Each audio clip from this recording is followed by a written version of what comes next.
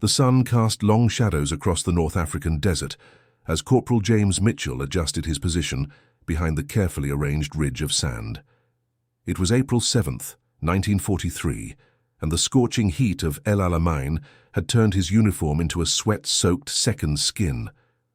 Mitchell's fingers trembled slightly as he made the final adjustments to what his commanding officer had explicitly forbidden: a makeshift deflector shield constructed from torn sandbags, metal scraps from a downed Messerschmitt, and the inner lining of his own combat helmet. The innovation violated every sniper protocol in the field manual. Standard doctrine demanded minimal position fortification to maintain mobility and prevent detection. But Mitchell had watched too many of his fellow snipers get spotted by Luftwaffe reconnaissance planes that seemed to materialize out of the blinding desert sun without warning. Beside him lay his heavily modified Lee Enfield No. 4 rifle, the wooden stock wrapped in strips of canvas to prevent sun glare. Another unauthorized modification. Through his scope, Mitchell could make out the silhouette of what appeared to be an observation post nearly 800 yards away. Intelligence had confirmed it housed Luftwaffe spotters who were directing devastating airstrikes against Allied positions with deadly precision. 22 men in that outpost, according to the last reconnaissance report. 22 men whose eyes in the sky had cost hundreds of Allied lives. Mitchell's platoon sergeant had ordered him to hold position and await the planned artillery barrage scheduled for the following day. Direct engagement is suicide, the orders had stated clearly. Maintain observation only. In that moment, Mitchell knew disobeying those orders could end his military career, or save hundreds of lives that would be lost if those spotters continued directing Luftwaffe bombers. He pressed his cheek against the cool metal of his rifle, feeling the illegal sand deflector shield settling around him like a protective cocoon, and made his decision. James Mitchell wasn't born a soldier, much less a desert warrior. He came into the world on a small dairy farm in Wisconsin on June 12, 1921, the third of 5 children born to immigrants who had fled the devastation of Europe after the First World War. His father, a former Austrian gamekeeper who had served in the trenches, had taught young James to hunt from the age of 7, placing a bolt-action Remington in his small hands and teaching him patience, breathing control, and the mathematics of long-distance shooting. "A bullet travels in truth," his father would say in heavily accented English, "but only if you account for every lie the world tries to tell it." By the age of 12, Mitchell could consistently hit targets at 300 yards, a skill that made him something of a local legend during hunting season.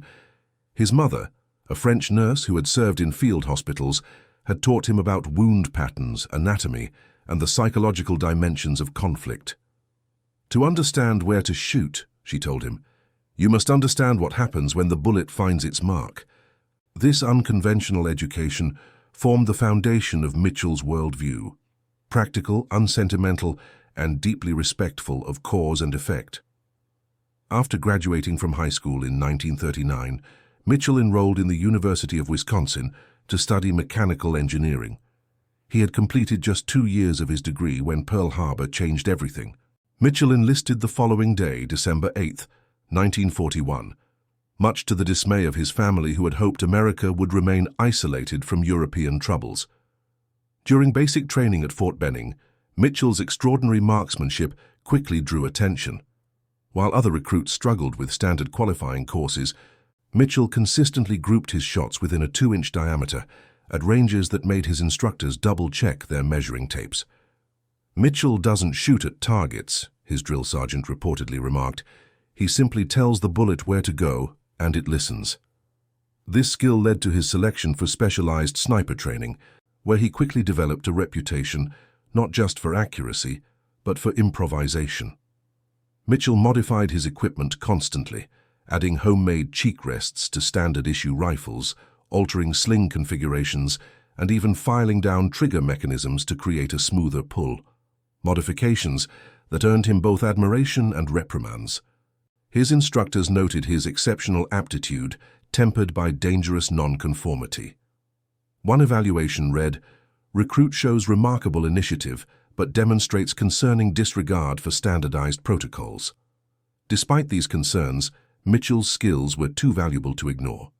He was assigned to the 1st Infantry Division, known as the Big Red One, and shipped to England in August of 1942.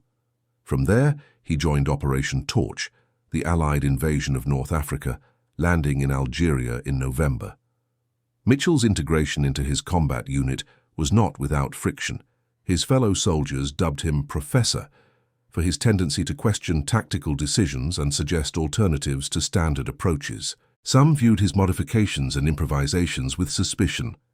"Mitchell makes his own rules" became a common refrain among his squadmates, sometimes said with admiration, other times with resentment. Staff Sergeant William Donovan, Mitchell's direct superior, initially considered requesting Mitchell's transfer. "I've got no use for a soldier who thinks he's smarter than the entire United States Army," Donovan wrote in a letter home. Yet, as the North African campaign intensified, Mitchell's effectiveness became increasingly apparent. During an ambush near Kasserine Pass in February 1943, Mitchell's accurate fire had eliminated 2 German machine gun positions that had pinned down an entire platoon. His growing reputation earned him a degree of tolerance for his unorthodox methods, though official reprimands continued to fill his service record. By April 1943, Mitchell had accumulated 17 confirmed kills and a growing frustration with what he perceived as rigid tactical doctrines ill-suited to the fluid, visibility-challenged desert environment. In letters home, he described his commanding officers as men fighting the last war with rulebooks written by those who'd never seen this desert. This frustration would soon culminate in his most significant act of battlefield improvisation, one that would challenge military doctrine and save countless Allied lives. The North African campaign represented a critical theatre in the Allied strategy against Axis powers during World War II. Following the successful Allied landings in Morocco and Algeria, during Operation Torch in November 1942, American and British forces pushed eastward toward Tunisia, where they aimed to trap Axis forces between themselves and the British 8th Army advancing westward from Egypt. By April 1943, the campaign had reached a critical juncture. Field Marshal Erwin Rommel, the famed Desert Fox, had been recalled to Germany in March, leaving General Hans-Jürgen von Arnim in command of Axis forces. Despite Rommel's departure, German and Italian troops maintained strong defensive positions along naturally fortified mountain passes and ridgelines. The terrain of North Africa presented unique challenges for conventional military operations. Vast expanses of open desert offered little natural cover, making concealment difficult, and rendering troops vulnerable to aerial observation. The harsh climate imposed additional hardships. Daytime temperatures regularly exceeded 100 degrees Fahrenheit, while nights could be bitterly cold. Water shortages, sandstorms, and equipment failures due to sand infiltration further complicated military actions. For Allied forces, one of the most significant challenges was the Luftwaffe's air superiority in the region. German air assets, operating from well-established bases in Tunisia and Sicily, conducted regular reconnaissance flights and bombing raids against Allied positions. These operations relied heavily on forward air controllers and spotters, specialized personnel who could observe Allied movements, identify targets, and direct airstrikes with precision. The Luftwaffe had established a network of observation posts throughout the contested territory, often positioned on elevated terrain features that provided commanding views of likely Allied approach routes. One such observation post had been established approximately 15 miles northeast of the Mareth Line, a French-built fortification that had become a focal point of the fighting. This position, designated Beobachtungspunkt, Observation Point 117 by German command, was staffed by 22 specialized personnel, including Luftwaffe officers trained in forward air control, radio operators, and security personnel from the 21st Panzer Division. From this vantage point, German observers could track Allied troop movements across a 30-square-mile area, relaying coordinates to Luftwaffe squadrons based at nearby airfields. The effectiveness of this arrangement had proven devastating. In the 3 weeks prior to Mitchell's unauthorized action, Luftwaffe bombers guided by Observation Point 117 had destroyed 74 Allied vehicles, disrupted 2 major supply convoys, and caused an estimated 367 casualties. The observation post itself was considered virtually impregnable to conventional attack. Situated on a rocky outcropping, surrounded by open terrain, any frontal assault would expose attacking forces to observation and subsequent air attack long before they could reach effective firing positions. Allied command had deemed the position temporarily untargetable and had scheduled an artillery barrage followed by an infantry assault for April 8th, the day after Mitchell's fateful decision. The Allied forces in the sector consisted primarily of elements from the American 1st Infantry Division and the British 8th Army. These units had been engaged in almost continuous combat since the landings, and fatigue was becoming an increasingly significant factor in operational planning. Resource constraints further complicated matters. Artillery ammunition was being carefully rationed in anticipation of future operations, and air support was often unavailable due to competing priorities across the theatre. Against this backdrop, individual initiative sometimes became the deciding factor between success and failure. The rigidity of conventional military doctrine, designed for European battlefields with abundant cover and defined front lines, often proved ill-suited to desert warfare. Field commanders increasingly found themselves relying on improvisation and adaptation, even as higher headquarters continued to insist on adherence to established procedures.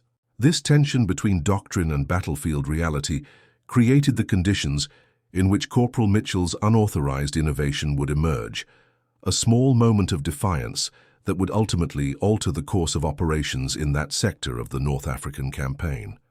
The morning of April 7th dawned with the familiar haze that preceded the desert heat.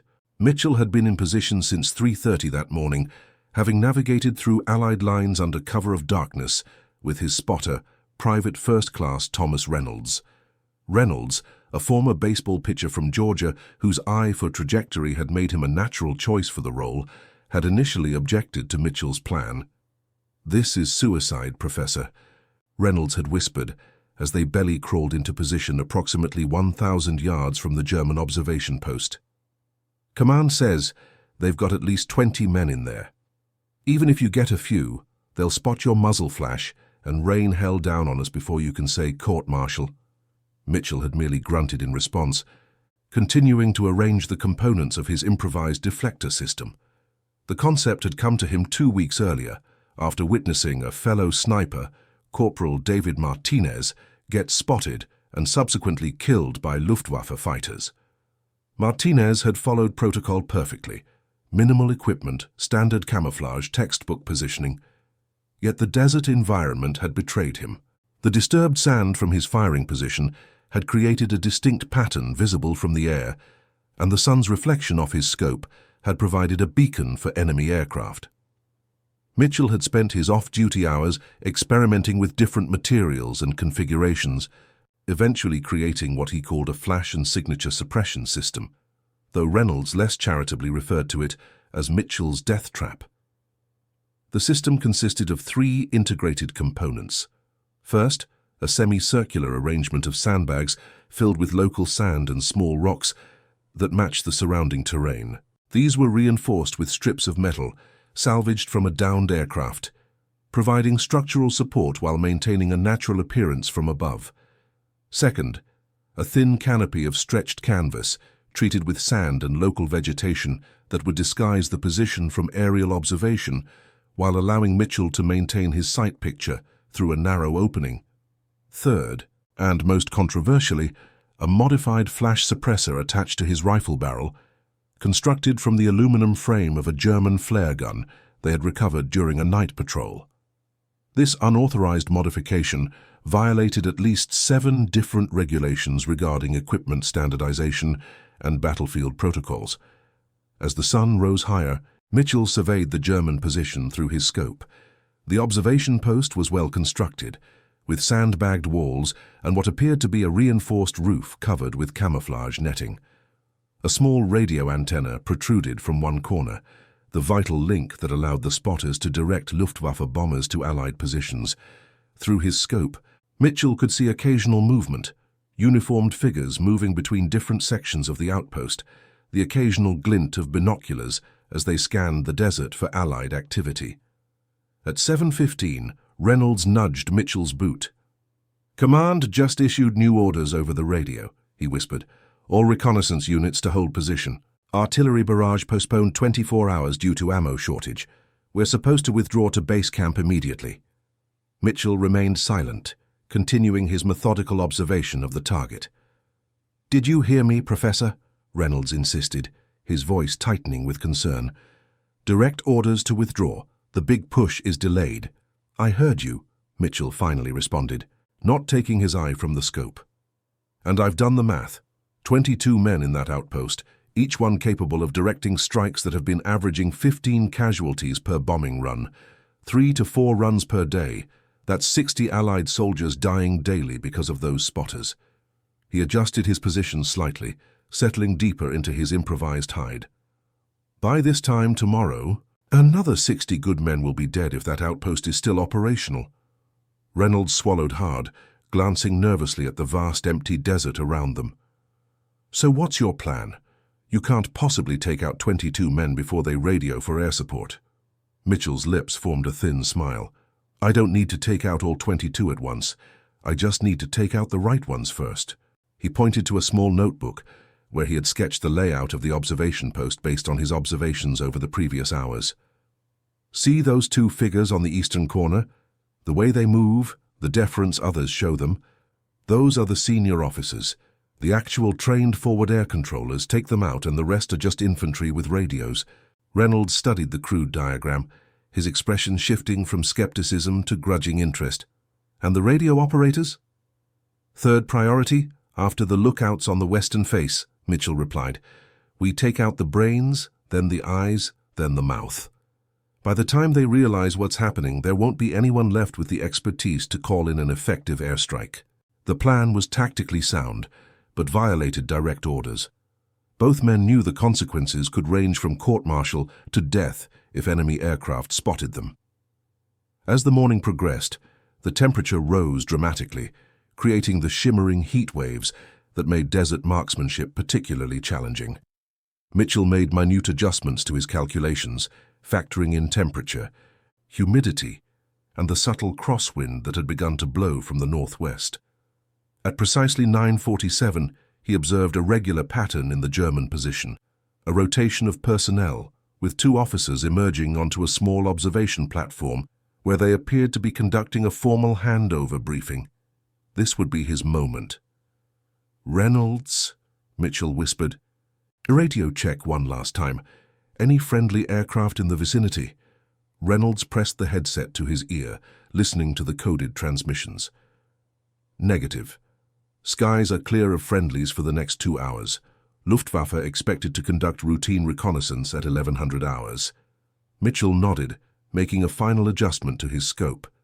"If this goes wrong," he said quietly, "make sure they know it was my decision. Your record stays clean." Reynolds snorted softly. "If this goes wrong, Professor, I don't think either of us will be filing reports." In that moment, both men felt the weight of their insubordination. They were violating direct orders, risking not only their own lives but potentially compromising larger strategic objectives unknown to them. Yet they were also calculating a different kind of mathematics, the ethical equation of immediate lives saved against abstract military discipline. As Mitchell settled his cheek against his rifle stock and began his breathing rhythm, he thought briefly of his father's words about bullets traveling in truth. The first shot, he knew, would set in motion events that could not be undone. His finger tightened almost imperceptibly on the trigger as he exhaled half a breath and held steady. The crack of Mitchell's rifle shattered the desert silence at precisely 9:49 in the morning. Through his scope, he watched as the first German officer, a captain from the Luftwaffe's specialized ground control unit, crumpled mid-sentence, a neat hole visible just above his left eye. Before the second officer could even register what had happened, Mitchell had already chambered another round and fired again. The lieutenant fell backward, his clipboard clattering onto the observation platform. "2 down," Mitchell whispered, already adjusting his aim toward the western face of the outpost where 3 lookouts were stationed. Range confirmed at 873 yards, wind holding steady. What followed was a masterclass in precision shooting that would later be studied at sniper schools across the Allied forces. Mitchell didn't rush. Despite the urgency of the situation, he maintained a disciplined firing rhythm, acquiring each target, controlling his breathing, squeezing the trigger on the respiratory pause, and methodically chambering the next round. Each shot was deliberately placed to create maximum confusion among the German forces.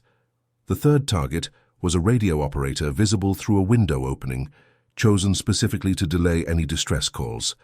The fourth was a senior non-commissioned officer who appeared to be organizing a defensive response. By the time Mitchell had fired his fifth shot, the German position had erupted into chaotic movement, with soldiers running for cover, unsure where the attack was coming from. This was precisely the effect Mitchell had anticipated. "They're scattered," Reynolds reported, observing through his binoculars. "No coordinated response yet, but they will figure out our direction soon from the sound." Mitchell nodded, continuing his methodical work. The sixth target was a soldier who had begun setting up a heavy machine gun facing in their general direction. The seventh was another radio operator who had taken over from his fallen comrade. With each shot, Mitchell was systematically eliminating the observation post's capability to function in its primary role, directing airstrikes against Allied positions. The sand deflector system was proving its worth. Despite the multiple shots, no dust cloud had formed around their position, a telltale signature that typically betrayed sniper locations in desert environments. The canvas canopy diffused the heat signature that might be visible from aerial observation, and the modified flash suppressor effectively eliminated the muzzle flash that could give away their position. "Movement at the northern corner," Reynolds alerted. "3 men making a break for the communications bunker." Mitchell adjusted his position slightly, tracking the running figures through his scope. The distance, the heat mirage, and the target's movement made these extraordinarily difficult shots, yet Mitchell fired 3 times in rapid succession, and 3 figures fell to the desert floor. "Unbelievable," Reynolds muttered. "That's not shooting. That's witchcraft." By the 30-minute mark, Mitchell had fired 17 rounds and confirmed 14 kills. The German position had fallen into disarray, with the remaining personnel pinned down and unable to effectively coordinate a response. No distress signal had been successfully transmitted, and no counter-battery fire had been directed their way. The mathematics of Mitchell's precision was having its intended effect. "Aircraft approaching from the southeast," Reynolds suddenly hissed, his eyes on the sky rather than the outpost. Mitchell froze, his finger easing off the trigger. A lone Messerschmitt Bf-109 was conducting what appeared to be a routine patrol, not yet alerted to the situation unfolding below. Both men pressed themselves deeper into the sand beneath the protective canopy, perfectly still as the fighter aircraft passed overhead. The plane continued on its course, apparently not noticing anything amiss. Once it had passed beyond visual range, Mitchell resumed his grim work. The remaining German personnel had adopted a new strategy, attempting to make a coordinated breakout from the southern face of the outpost, presumably to reach a secondary position from which they could call for support. 8 men made a sudden dash across the open ground, running in a zigzag pattern to make themselves more difficult targets. Mitchell took a deep breath, centered himself, and began firing with mechanical precision. 6 shots, 6 men down. The final 2 reached a small rocky outcropping approximately 200 yards from the main position. "I can't get a clear shot on the last 2, Mitchell muttered, shifting positions slightly. "They're well covered." Reynolds checked his watch. "We've been engaging for 43 minutes. We need to withdraw soon or risk air response." Mitchell nodded but continued to observe patiently through his scope. 15 minutes passed in tense silence. Finally, one of the Germans raised his head slightly, attempting to get a better view of the main outpost. It was all the opening Mitchell needed. The shot struck the soldier in the throat. The last remaining German, perhaps panicking at being the sole survivor, made a desperate sprint toward what appeared to be a small vehicle, concealed under camouflage netting. Mitchell tracked him calmly, leading the running figure slightly, and fired. The man tumbled forward, motionless on the desert floor. 22 targets neutralized, Mitchell stated flatly, finally lifting his eye from the scope.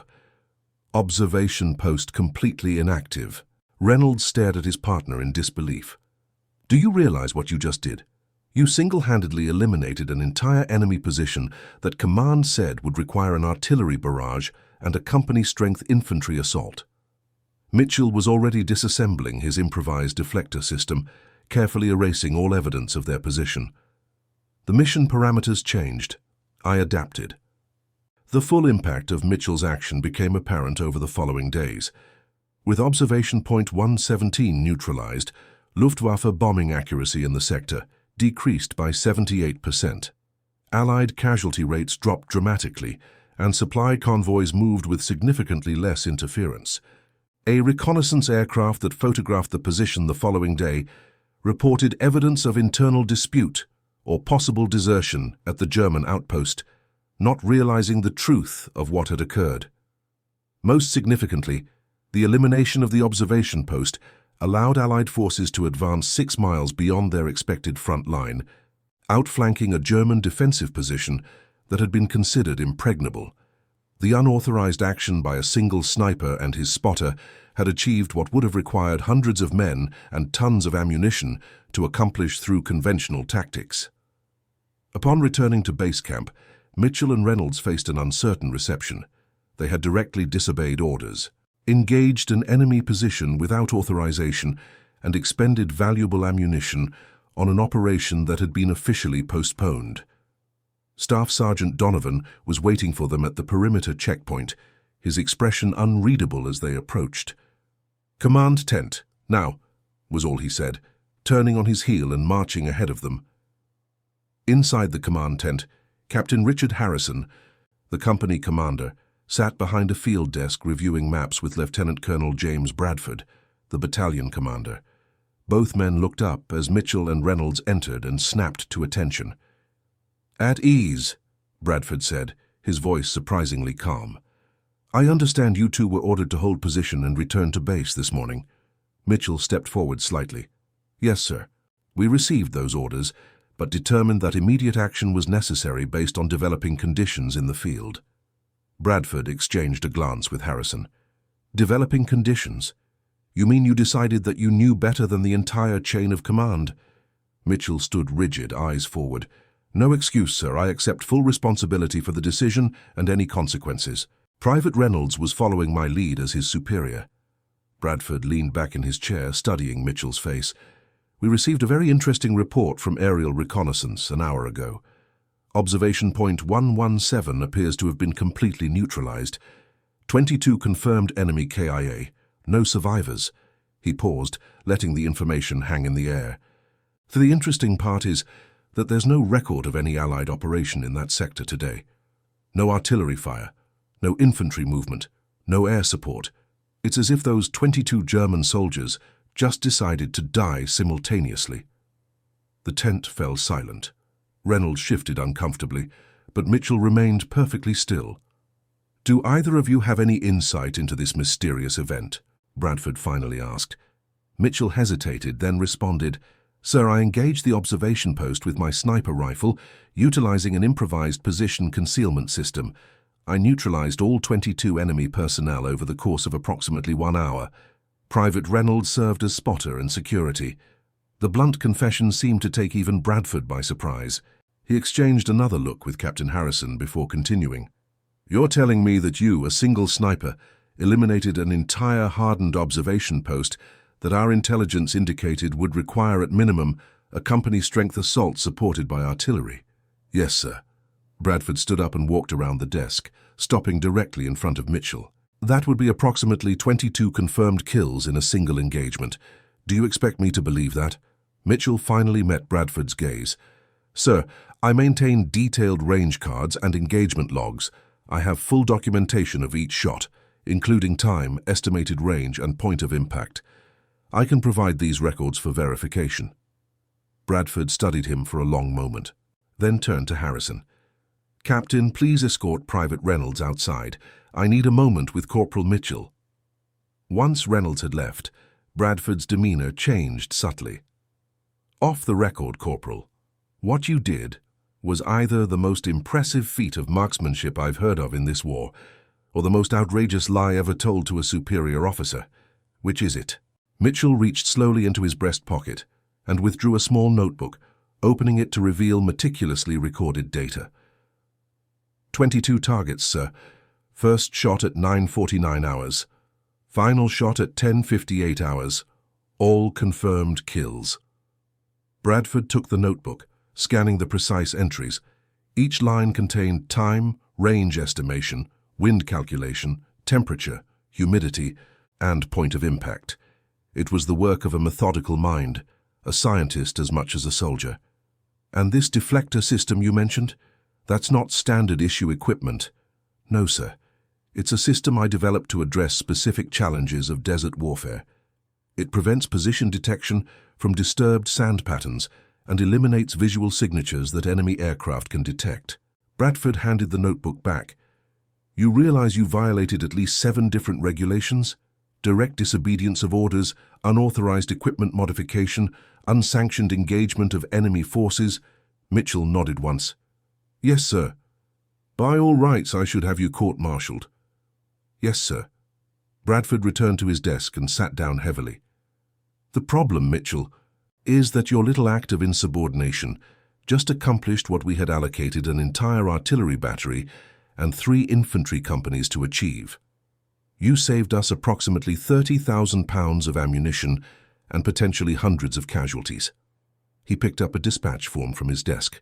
Division headquarters is already asking for information about how we managed to neutralize that observation post so efficiently.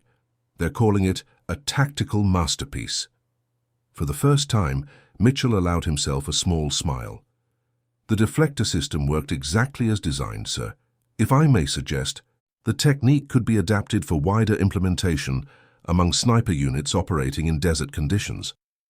Bradford shook his head in disbelief. You disobey orders, risk compromising an entire sector's battle plan, potentially expose yourself to enemy capture, and now you're making equipment recommendations? He sighed deeply. I should bust you down to private and have you digging latrines until the war ends. Mitchell returned to attention, bracing for the verdict. However, Bradford continued, in light of the exceptional outcome, I'm choosing to exercise discretionary authority in this matter. He scribbled something on a form, effective immediately. You're being assigned to a special reconnaissance unit under my direct command. Your official duties will include evaluating and developing tactical innovations for desert warfare operations. He fixed Mitchell with a stern gaze. In other words, Corporal, I'm giving you permission to keep breaking the rules, but only the ones I say you can break. Understood? Yes, sir. Perfectly understood. Bradford dismissed him with a wave. And Mitchell, I want a full report on this deflector system on my desk by tomorrow, with diagrams. The aftermath of Mitchell's action extended well beyond that initial conversation. Within weeks, his sand deflector system had been adapted into a field expedient kit, issued to sniper teams throughout the North African theater. The official designation was Position Concealment System, M43, though among the troops it was universally known as a Mitchell mask. Mitchell himself was quietly promoted to sergeant and given unprecedented latitude to develop and test additional modifications to standard equipment. His innovations included a modified rifle stock, better suited to desert conditions, an improved scope mount that reduced the effects of heat mirage, and a revolutionary approach to camouflage that incorporated local materials. By the time the North African campaign concluded in May 1943, Mitchell had trained 17 sniper teams in his techniques, resulting in a significant increase in operational effectiveness. Perhaps more importantly, his actions had challenged conventional military thinking about individual initiative versus strict adherence to doctrine.